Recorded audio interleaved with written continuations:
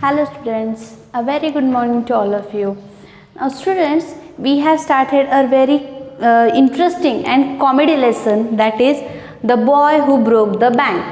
We have to learn in that lesson that how the news spread like a fire. म्हणजे एखादी गोष्ट ही आगीसारखी कशा प्रकारे पसरते हे आपण या स्टोरीमध्ये पाहतोय किंवा पाहत आहे. Now we have seen that the boy who is a sweeper boy, एक झाडू मारणारा मुलगा, he was not getting his salary from the bank. तो बँकेजवळ झाडू मारणारा जो मुलगा आहे त्याला त्याची सॅलरी मिळत नाही. So he said just to his friend that I am going to leave this job because bank is not giving me salary, and that he said to the washerman's boy. ही गोष्ट ती त्याने त्याच्या एका धोबी माणसाच्या मुलाला, जो की त्याचा फ्रेंड होता, त्याला सांगितली. And he spread or tell that news to one woman, that is Mrs Shrivastava. And that Mrs Shrivastava said that news to another woman. Then that as like that news, whole news is spread in the whole market. आता ती जी काही गोष्ट आहे ती पूर्ण मार्केटमध्ये पसरलेली आहे की बँक आता बुडणार आहे. And everybody is rushing to the bank to get their money. आता प्रत्येकजण हा बँकेकडे धाव घेतोय. कशासाठी? त्यांचे तिथे अडकलेले पैसे घेण्यासाठी. In everybody's discussion there is one thing only, that is bank is going to be collapse. आता प्रत्येकाच्या डिस्कशनमध्ये एकच टॉपिक आहे, तो म्हणजे बँक आता बुडणार आहे. बँक आता बुडणार आहे. बँकेतील जे काही पैसे असतील तर काढून घ्या. And somebody is telling that and thanking themselves. म्हणजे काही जण हे सांगतायत आणि स्वतःलाच थँक करतायत की thank God we have not any account in that bank. म्हणजे आपलं काही खातं नाही आहे तिथं. याबद्दल काही लोक स्वतःलाच कॉंग्रॅच्युलेट करतायत किंवा थँकफुल आहेत. Till here we have seen yesterday. Now we will see the next part on page number 52. Govindram the saint had failed the state, said one.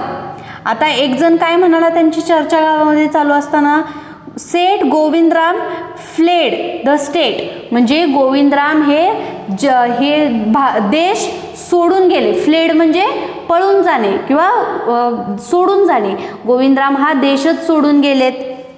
एक जण त्यापैकी म्हणाला he had fled the country.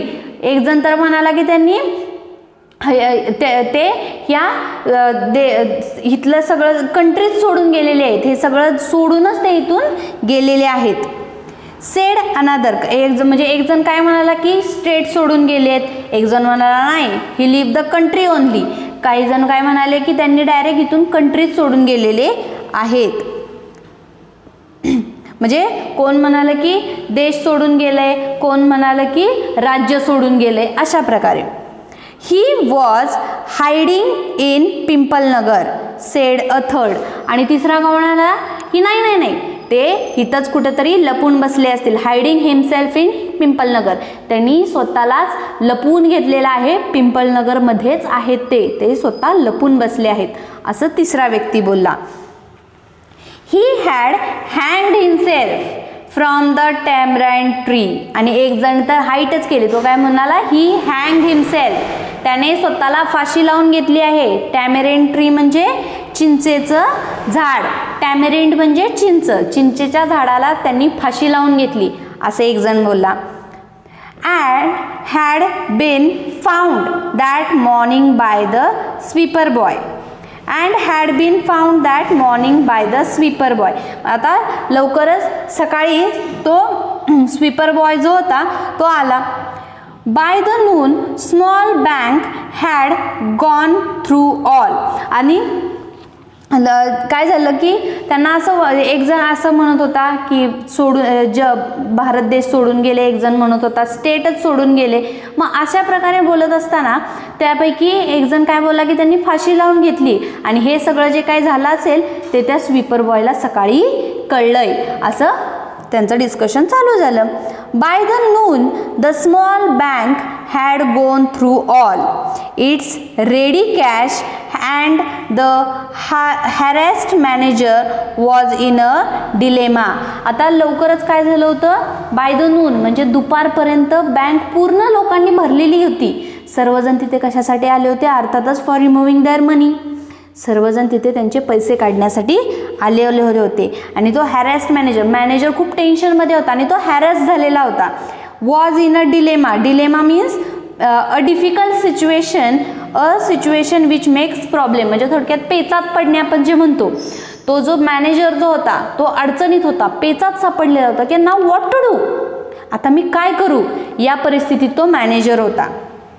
Emergency fund could only be obtain from another bank some 30 mile distance. आता त्यांच्या बँकेमध्ये जे काही पैसे होते, लोकांना जसं कालपासून कळलं होतं की बँक बुडणार आहे, बंद होणार आहे, तसं लोकांनी काय केलं होतं, तिथं येऊन पैसे काढायला सुरुवात केली होती. आणि आता बँकेमध्ये पैसे बिलकुल राहिलेले नव्हते. त्यामुळं मॅनेजर कथा होता, पेचात होता की नाव व्हॉट टू डू, आता काय करायचं, बँकेत तर पैसे नाही आहेत, लोक इतक्या संख्येने आलेले आहेत पैसे काढण्यासाठी. आणि जर का बँकेकडून दुसऱ्या बँकेकडून इमर्जन्सी फंड घ्यायचा झाला तर तो इमर्जन्सी फंड घेण्यासाठी ती बँक 30 माइल्स दूर आहे, जवळजवळ 30 मैल दूर ती बँक आहे. त्या बँकेपासून फंड तरी कसा आणणार, अशा पेचात मॅनेजर सापडला. And he wasn't sure he could persuade the crowd to wait. Persuade means make someone to believe, म्हणजे विश्वासात घेणे. आता अँड ही वॉजंट शुअर म्हणजे आता त्याला स्वतःबद्दल एवढा विश्वास नव्हता, की स्वतःबद्दल एवढा त्याला कॉन्फिडन्स राहिला नव्हता की मी ह्या क्राऊडला, ह्या गर्दीला विश्वासात घेऊन काहीतरी सांगू शकेन, किंवा ते क्राऊड किंवा जी गर्दी जमा झालेली आहे ती माझं काहीतरी ऐकेल, एवढा विश्वाससुद्धा त्या किंवा होप जे असतील त्या मॅनेजरच्या मनाला बिलकुल वाटत नव्हते. Manager was now hopeless. आता त्याच्या मनामध्ये कुठलीच आशा राहिली नव्हती की ही जनता जी आहे, क्राऊड जे आहे ते ऐकेल त्याचं काहीतरी. Then and there was no any way of contacting Seth Govindram. आता Govindram was where, he was in Kashmir. आता गोविंदराम कुठे गेले होते, काश्मीरसाठी, फॉर सेलिब्रेटिंग अ हॉलिडेज, म्हणजे सुट्ट्या सेलिब्रेट करण्यासाठी गोविंदराम हे काश्मीरला गेले होते. त्यामुळे त्यांच्याशी काहीतरी कॉन्टॅक्ट करावा असं काहीही नव्हतं. So that manager was now in very in dilemma, म्हणजे तो मॅनेजर जो होता तो खूप भयंकर पेचात पडलेला होता. आता कारण गोविंदराम जे होते ते काश्मीरमध्ये हाऊसबोटमध्ये होते आणि तिथं त्यांच्याशी कसलाही कॉन्टॅक्ट होऊ शकत नव्हता. People were turn back from the counters and told to return the following days. आता लोकांना काय सांगितलं जात होतं, आता पैसे संपले होते, जे पहिले आधी गेले त्यांना पैसे मिळाले, जे नंतरून जात होते त्यांना पैसे मिळत नव्हते, दुसरा काही वे सुद्धा नव्हता पैसे त्यांना लगेच देऊ शकेल असा. म्हणून त्यांना काय सांगितलं जात होतं की तुम्ही आता परत जा. अँड ॲज फॉलोविंग डे म्हणजे त्यांना एक दिवस दिला जात होता की तुम्ही या दिवशी या मग तुम्हाला पैसे मिळतील, तुम्ही त्या दिवशी या तुम्हाला पैसे मिळतील, अशा प्रकारे त्यांना एक आश्वासन दिलं जात होतं. They did not like the sound of that. पण लोकांना हे काय होतं, आवडलेलं बिलकुल नव्हतं. As so they gathered outside on the steps of the bank shouting. आता ते लोकांना तसं आवडलेलं नव्हतं, त्यामुळे काउंटरवरून बाहेर जरी काढलं त्यांना बँकेच्या, तरी they gathered all out from the bank. ते सर्व लोक गॅदर्ड म्हणजे जमा होणे. कुठे जमा झाले होते, बँकेच्या बाहेरच्या बाजूला, बँकेच्या समोरच्या बाजूला, बँकेच्या बाहेर, बँकेच्या समोर सर्व लोक हे गॅदर्ड झाले होते. द क्राऊड वॉज गॅदर्ड म्हणजे सर्व लोक बँकेच्या बाहेर जमा झालेले होते. अँड दे वर शाउटिंग, आणि ते काय ओरडत होते, let's see. Give us our money or we will break in. आमचे पैसे आम्हाला परत द्या, नाहीतर आम्ही बँक तोडू. अशा प्रकारे एक आंदोलक वातावरण तिथं झालं होतं. सर्व लोकांची एकच मागणी होती की गिव्ह मी युअर मनी. एकच सर्वांचं मागणं होतं की आमचे पैसे आम्हाला द्या, नाहीतर आम्ही बँक तोडू. And fetch the Seth. Fetch means बाहेर काढा. फेच मीन्स बाहेर काढा म्हणजे त्यांचं असं समजत होते की आता बँक बुडणार आहे, सर्व लोक सेठकडे पैसे मागतील, म्हणून सेठने स्वतःला कुठेतरी लपवून घेतलेलं आहे किंवा कुठेतरी फरार झालेले आहेत. तर त्यांना इथं पहिलं बोलवून घ्या, नाही तर बाहेर काढा. म्हणजे आम्हाला सेटला बोलायचं आहे, आम्हाला सेटशी, सेटला पहिलं तुम्ही बाहेर काढा. Fetch out the Seth. Fetch म्हणजे बाहेर काढणे. We know he is hiding in a safe deposit locker. आम्हाला माहिती आहे सेट कुठे लपून बसले, hiding himself in the safe deposit locker. म्हणजे बँकेमध्ये जे काही सेफ डिपॉझिटचं जे लॉकर असतं, पैसे ठेवायचं किंवा इतर काही ज्वेलरी सेफमध्ये ठेवायचं जे लॉकर असतं, त्या लॉकर रूममध्ये सेटने स्वतःला लॉक करून घेतलेला आहे किंवा लपवून घेतलेला आहे. म्हणजे त्यांना असं वाटत होतं की त्या लॉकर रूममध्ये सेठ गोविंदराम स्वतःला लपवून बसलेले आहेत आणि त्यांना पहिलं बाहेर काढा. Mischief makers who didn't have a paisa in the bank join the crowd and aggravated their mood. आता माहिती आहे आपल्याला गर्दी ज्यावेळेस असते आणि काही आंदोलन असतं किंवा भांडण जरी चालू असलं तरी त्या भांडणामध्ये किंवा त्या गोंधळामध्ये, त्या गर्दीमध्ये काही लोक असे असतात की त्यांचं त्या गोष्टीशी काही देणं घेणं नसतं, परंतु ते त्या इतर जनतेला अजूनच पेटवून देत असतात. बरोबर. म्हणजे अजून काहीतरी अशी वाक्य बोलत असतात की जी जनता जी आहे, जी खूप खवळलेली आहे, रागवलेली आहे, त्यांचं जे काही त्या टॉपिकशी काहीतरी रिलेशन आहे, ती लोक अजूनच चिडतात.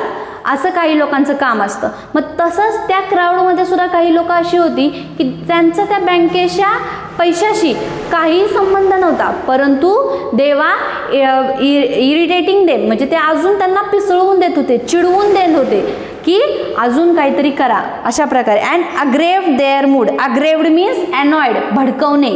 ते गर्दीला अजून भडकवून देत होते. They are aggravated their mood. ते अनॉइड देअर मूड, त्यांच्या मूडला, त्यांची जी काही परिस्थिती होती ती अजूनच भडकवून देत होते. The manager stood at the door and tried to placate them. Placate means to stop something from feeling angry. म्हणजे त्या गर्दीला शांत करण्याचा प्रयत्न मॅनेजर करत होता. Manager was trying to do something and he was telling to them that stop, don't do this, I will do something, we will do something. अशा प्रकारे काहीतरी सांगून मॅनेजर त्यांना शांत करण्याचा प्रयत्न करत होता. मॅनेजर त्यांना समजावत होता, सांगत होता की असं काही उग्र वातावरण करू नका, वी विल डू समथिंग, आम्ही काहीतरी करतो तुमच्या पैशासाठी. He declared that the bank had plenty of money but no immediate means of collecting it. He argued them to go home and back on the next day. आता बँकेच्या समोर उभा राहून मॅनेजरनं काय डिक्लेअर केलं? बँकेकडे भरपूर पैसा आहे, तुम्ही घाबरू नका, बँकेकडे पैसा आहे, बट नॉट नाव. आता असा इमर्जन्सी तुम्हाला देता येईल असा पैसा नाहीये, पण बँकेकडे पैसा आहे. Now you go and come on the next day. आत्ता तुम्ही जा, पुन्हा उद्या सकाळी या, उद्या तुम्हाला पैसे मिळतील, अशा प्रकारे सांगून त्या मॅनेजरने गर्दीला हटवलं. We want it now we want it now chanted some of the crowd. Now now नाव.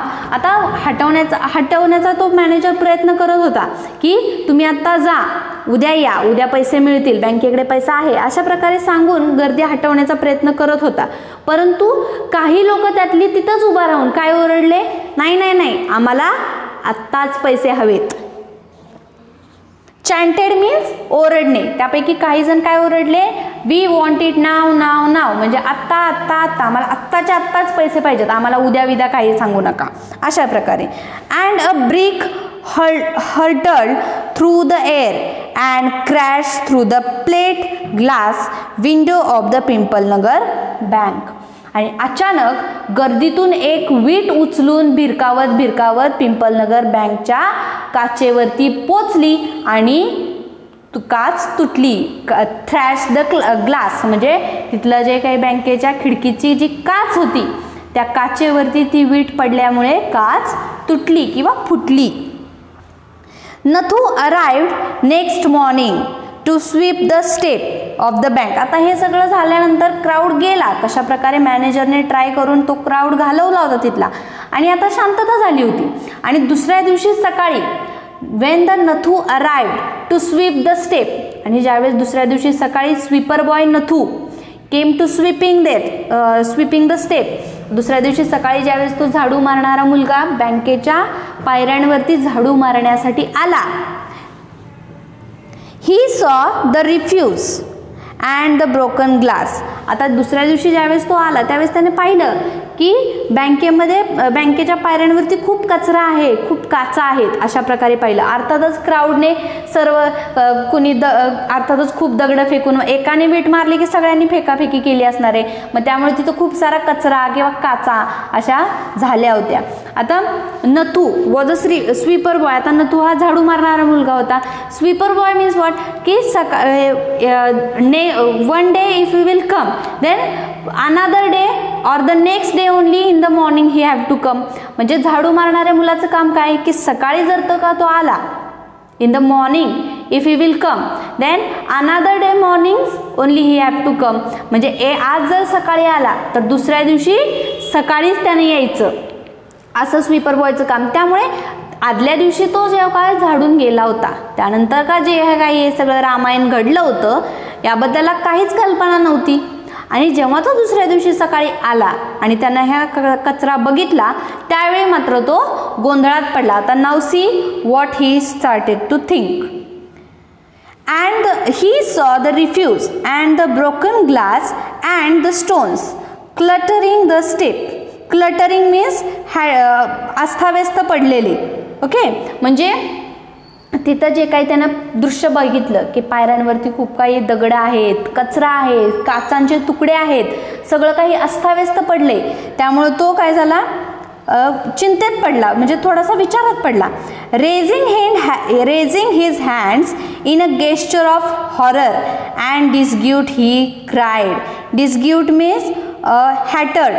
म्हणजे त्याला आता काय झालं होतं, तो आता खूप रागावलेला होता. म्हणजे त्याच्या मनात एक प्रकारचा राग झाला की हे काय आहे, सकाळी आल्या आल्या इतका कचरा, इतकी दगड, इतकी माती किंवा इतके काचांचे तुकडे, अशा प्रकारे हे दिसल्यामुळे ते दृश्य पाहून तो खूप चिडला आणि त्या चिडलेल्या ह्याच्यात तो झाडू मारू लागला. हुलिगन्स मीन्स बुली. म्हणजे थोडक्यात एक गाढव आहेत, सन्स ऑफ डॉंकी, सगळे गाढव आहेत, वेड्यासारखे वागलेले आहेत, गुंडासारखे काय इथं सगळ्यांनी कचरा केलेला आहे, गाढव लोक कुठली, अशा प्रकारे तो वाईट बोलू लागला.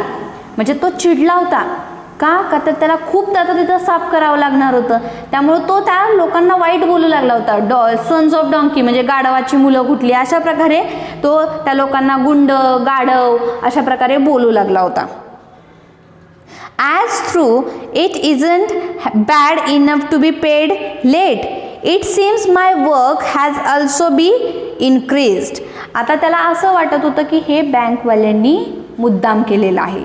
वाय? बिकॉज त्याला त्याचे ऑलरेडी पेमेंट मिळालेलं नव्हतं. मग त्याच्या मनात एक असा भ्रम झाला की माझे पैसे पेड करत नाहीत, हे काय पुरेसं आहे की माझं अजून काम वाढवत आहेत. It seems like my work has increased. Increase म्हणजे वाढणे. म्हणजे आता मला असं दिसतंय की माझं काम आता हे वाढवणार आहेत, अशा भ्रमात तो चिडचिड ह्याच्यात तिथे काम करत होता. He smote the step with his broom scratching the refuse. Smote means made a heavy blow with a tool. म्हणजे अगदी जोरजोराने भिरकावे देत त्या पायरीवरचा जो काही कचरा होता, माती होती, दगड होते किंवा काचांचे तुकडे होते, तो लांबपर्यंत असा त्याच्या हातातल्या ब्रूमने किंवा झाडूने भिरकावत होता. अगदी रागारागात तो ते साफ करत होता. Good morning Nathu said the washerman's boy. आता तिथे नेहमीप्रमाणे वॉशरमॅनचा जो बॉय होता सीताराम, त्याचा फ्रेंड, तो आला आणि तो त्याला काय बोलतो, good morning Nathu. Getting down from his bicycle, are you ready to take up a new job from the 1st of next month. आणि तो त्याला येऊन काय बोलतो की तू तयार आहेस का नेक्स्ट मंथ म्हणजे पुढच्या महिन्याच्या 1 तारखेपासून नवीन काम करण्यासाठी किंवा नवीन जॉब करण्यासाठी. Are you ready for the new job म्हणजे नवीन काम करण्यासाठी तू तयार आहेस का. He asked that when he came there he wished him like good morning Nathu from the next month are you ready to do new job, म्हणजे तो एक नॉर्मली त्याला क्वेश्चन करतो की नवीन काम करायला तयार आहेस का. You will have to I suppose, you will have to I suppose म्हणजे मला असं माहिती आहे की तू नक्कीच काम करायला तयार असशील from the next month. You have to do म्हणजे आणि तुला केलंच पाहिजे नवीन काम. Now that the bank is going out of business, आता त्याने पुन्हा त्या नथूला काय सांगितलं, आता तुला दुसरं काम तर बघितलंच पाहिजे, because now this bank is going to out of business, आता ही बँक काय आहे ती बंद पडणार आहे, बंद होणार आहे. So that you have to do new job, आता त्यामुळे काय केलं पाहिजे, तुला नवीन जॉब केला पाहिजे. House that sed Nathu, and now say Nathu is saying that house that म्हणजे असं कसं होऊ शकतं. आता हे सगळं जे काही रामायण झालं होतं हे त्याला माहीतच नव्हतं. But who started that, Nathu and Sitaram only started that, but Nathu was not able to know now, पण त्याला आत्ता कळत नव्हतं हे सगळं काय.